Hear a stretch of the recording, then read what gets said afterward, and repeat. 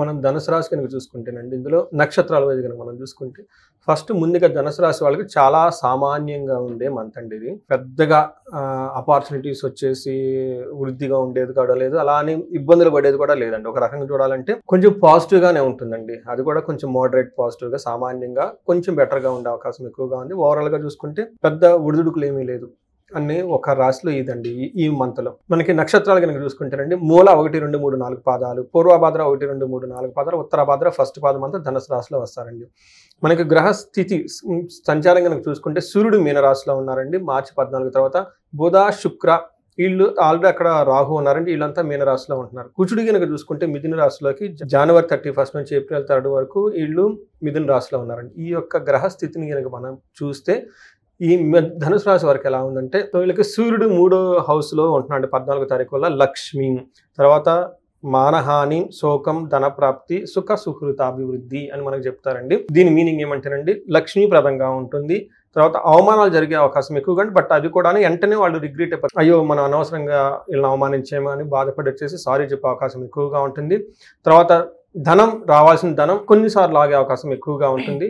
But ఓవరాల్గా కనుక చూసుకుంటే ఒక సామాన్యంగా ఉండే మంత్ వీళ్ళది ఈ ధనుసు రాశి వాళ్ళదండి. వీళ్ళకి ఏమవుతుందంటేనండి, సూర్యుడు వీళ్ళకి 4th హౌస్ నుంచి చూడటం వల్ల ఏమవుతుందంటే అంత క్లేశ, గృహఛిద్రం, సౌఖ్యహాని, భోజనం, ప్రయాణే విఘ్నం ఆప్నోతి, చతుర్థే రవి సంయుతం చెప్పి 4వ ఇంట్లో చంద్రుడు ఉంటే సూర్యుడు ఉంటే ఏమవుతుందంటే ఇంట్లో భయంగా ఉండే సిచ్యువేషన్ ఎక్కువగా ఉంటుంది. సుఖం లేకపోవడం, భోజన హాని, ప్రయాణాల్లో ఎక్కువ విఘ్నాలు ఉంటాయని చెప్తారండి.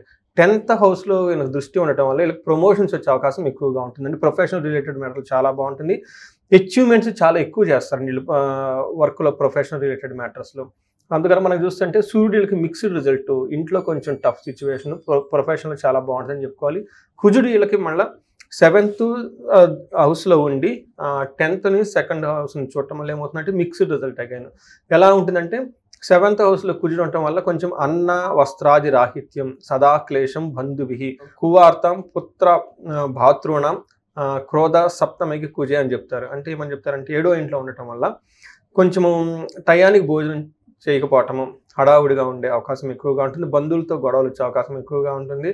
మిస్అండర్స్టాండింగ్లు, అంతేకాకుండా కుమారులతోటి, సోదరులతో కొంచెం వివాదం పై కోప్పడే సిచ్యువేషన్స్ వచ్చే అవకాశం ఎక్కువగా ఉంటుంది. కానీ 10th హౌస్లో మంచి ప్రాఫిట్, గ్రోత్ ఉంటుంది. మనం ఒక సెన్స్లో కనుక మనం చూస్తుంటే అర్థం చేసుకుంటే ఈ మంత్ వీళ్ళకి ప్రొఫెషన్ రిలేటెడ్ మ్యాటర్స్లో చాలా ప్రోగ్రెస్ ఉంటుందండి. It is a damn sure అండి, అందులో ఇంకా సమస్య లేదు. మనకి ఈ రాశి వాళ్ళు ఎవరిని కనుక ఉంటే వాళ్ళ ఎక్స్పీరియన్స్ మన కామెంట్లో చెప్తే అది వేరే వాళ్ళకి ఇంకా అవుతుందండి. ఎందుకంటే ఇందులో 2 రకాలు, ఒకటి సూర్యుడు 10th హౌస్ని హిట్ చేస్తున్నారండి, తర్వాత కుజుడు కూడా 10th హౌస్ యొక్క దృష్టి ఉండటంతో 2 క్రూర గ్రహాలు మనకి ప్రొఫెషనల్ మ్యాటర్స్లో ఉండటం వల్ల ప్రోగ్రెసివ్గా ఉంటుందండి. తర్వాత మనకి శుక్రుడు వచ్చేటప్పటికి వీళ్ళకి 4వ ఇంట్లో ఉండటం వల్ల సౌకర్యకంగా చక్కగా ఏమని చెప్తారు, మంచి లగ్జరీస్గా ఉంటారా. కరెక్ట్. స్వబుద్ధిర్ బంధు సన్మానం, స్త్రీ సంభాషణ సంగ్రహం, పుత్రమిత్ర కళాత్రాది విద్యాగోష్ఠు.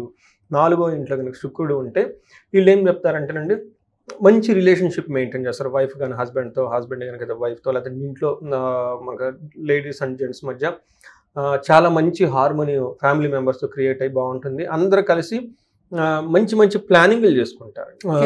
ఫ్యూచర్ ప్లాన్స్, ఎడ్యుకేషన్ ఎలా ఉండాలి, ఏం చేస్తే బాగుంటుంది, సీట్ ఎక్కడ, education related hire intellectual knowledge గురించి బాగా మాట్లాడుకుంటూ ఉంటారు. వీళ్ళ ఓన్ ఇంట్యూషన్ బాగా చాలా షార్ప్గా ఉంటుంది. ప్రాపర్ డెసిషన్ తీసుకోవటం అవన్నీ బాగుంటుంది. 10th హౌస్లో ఉండడం కూడా ప్రొఫెషనల్ మ్యాటర్స్లో అగైన్ ఇది కూడాను బెనిఫిట్ చూపిస్తుంది. అంటే వీళ్ళకి 10th హౌస్ని 3 గ్రహాలు దృష్టి ఉండటం వల్ల ప్రొఫెషనల్ మ్యాటర్స్లో చాలా అనుకూలంగా ఉండే అవకాశం ఖచ్చితంగా ఉందండి. గురుగారు, మరి ధనుస్సు రాశి వారి నక్షత్రాల రీత్యా వీళ్ళకి ఎలా ఉందంటే, ఇందులో 3 నక్షత్రాలండి, మూల, పూర్వాషాఢ, ఉత్తరాషాఢ.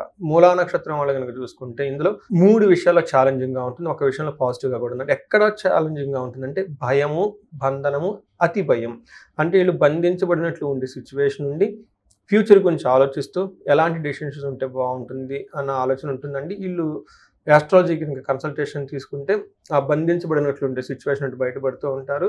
తర్వాత జయప్రదంగా ఉంటుంది, ఎన్ని ఇబ్బందులు ఉన్నా ఫైనల్గా సక్సెస్ అయ్యేది. అంటే వీళ్ళ జయప్రదంగా ఉంటుందో లేదో అని బంధించినట్టు అనిపిస్తుంది అంటారా?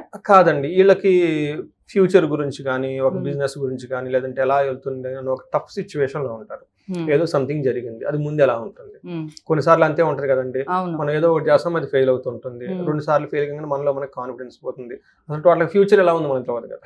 అందుకని చెప్పేసి వీళ్ళకి బంధించబడినట్లు అంటే కన్ఫ్యూజన్ స్టేట్, ముందుకు వెళ్ళలేం వెనక్కి వెళ్ళలేం అసలు ఏంటి Hmm. అన్న టఫ్ సిచ్యువేషన్ వాళ్ళు ఫేస్ చేస్తారు. తర్వాత పూర్వాషాఢ నక్షత్రం వాళ్ళకి హాని, బంధనము, ధనహీనత ఇవి ప్రతికూలంగా ఉండయి. పాజిటివ్గా జయప్రదంగా ఉంటుంది, ఎన్ని ఇబ్బందులు వచ్చా కానీ సక్సెస్ అవుతారు. ఉత్తరాషాఢ నక్షత్రం వాళ్ళకి 2 విషయాల్లో ఛాలెంజ్, 3 విషయాల్లో పాజిటివ్గా ఉంది. ఎక్కడ పాజిటివ్గా ఉంది వీళ్ళకి ఐశ్వర్యవంతంగా ఉంటుంది, జయప్రదంగా ఉంటుంది, ధనలాభం కూడా చూపిస్తుంది. అయితే వీళ్ళకి ప్రతికూల పరిస్థితులు ఎక్కడంటే ధనహీనత, బంధనము, ఫైనాన్షియల్ స్ట్రగుల్స్ ఉంటాయి, ప్లస్ బంధించబడినట్లుండే సిచ్యువేషన్ కూడా ఉండే అవకాశం ఎక్కువగా ఉందండి. తర్వాత మనకి ఇండివిజువల్గా చూసుకుంటే పూర్వాషాఢ నక్షత్రం వాళ్ళకి బుద్ధి నాశనం, రాంగ్ డెసిషన్ తీసుకునే అవకాశం చాలా ఎక్కువగా ఉంది, కేర్ఫుల్గా ఉండాలి. మూలా నక్షత్రం వాళ్ళకి మిగతావే అన్ని నక్షత్రం వాళ్ళకి ఇందులో ఉన్న వాళ్ళందరికీ ఏమని చెప్పారు, కొంచెం మైల్డ్గా గ్యాస్ట్రైటిస్ ప్రాబ్లం రావటం, చెస్ట్ పట్టుకునేటువంటి అవకాశం చాలా ఎక్కువగా ఉంది. కొంచెం హార్ట్ పేషెంట్స్ వాళ్ళు వీళ్ళు కొంచెం కాన్షియస్గా ఈ మంత్ ఉండాలండి. గురుగారు మరి ఇలా ఉన్న గ్రహస్థితికి ఎలాంటి పరిహారాలు చేయొచ్చు అంటారు?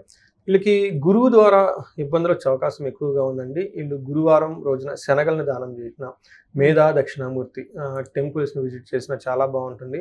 అంతేకాకుండా కొంచెం ఎల్లో కలర్ డ్రెస్సులు ఎక్కువగా వాడటం, తర్వాత ఆశ్రమాలు విజిట్ చేయటం, మఠాలు విజిట్ చేయటం, గురువులను గౌరవించడం. ఏమవుతుంది గురుగారు ఆశ్రమాలు మఠాలకి ఎందుకు వెళ్ళాలి?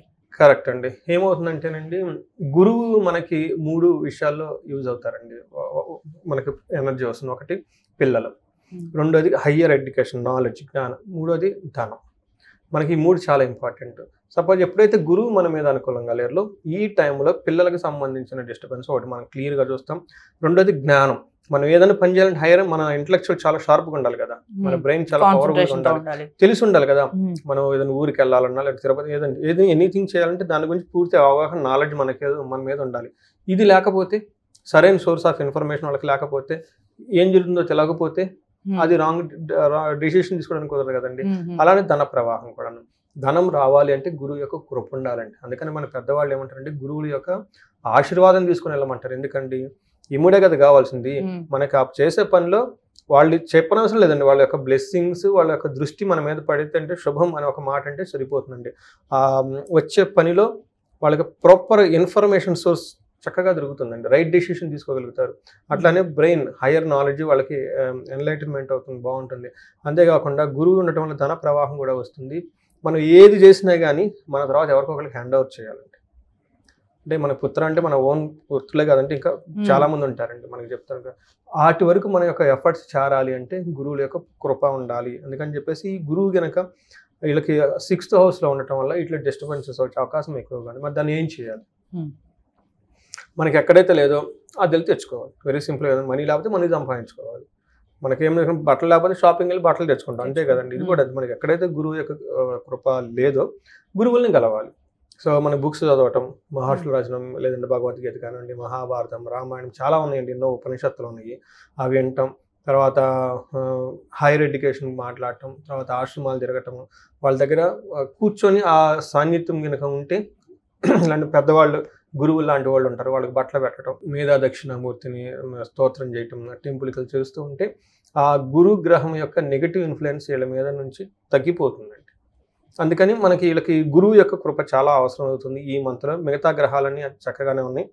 మనం కనుక చూసుకుంటే బంధనము, బంధించబడినట్లుండే సిచ్యువేషన్ ఎక్కువగా ఉంది, హాని కలిగే సిచ్యువేషన్ కూడా ఎక్కువగా ఉంది. ఇది మనకి పోవాలంటే వీళ్ళకి అనంత పద్మనాభ స్వామి మనకి హైదరాబాద్ దగ్గరలో బెంగళూరు నేషనల్ హైవేలో 30 కిలోమీటర్స్, శంషాబాద్ ఎయిర్పోర్ట్ దగ్గర 30 కిలోమీటర్స్ వెళ్తే అక్కడ పెంచర్లని గ్రామం ఉందండి.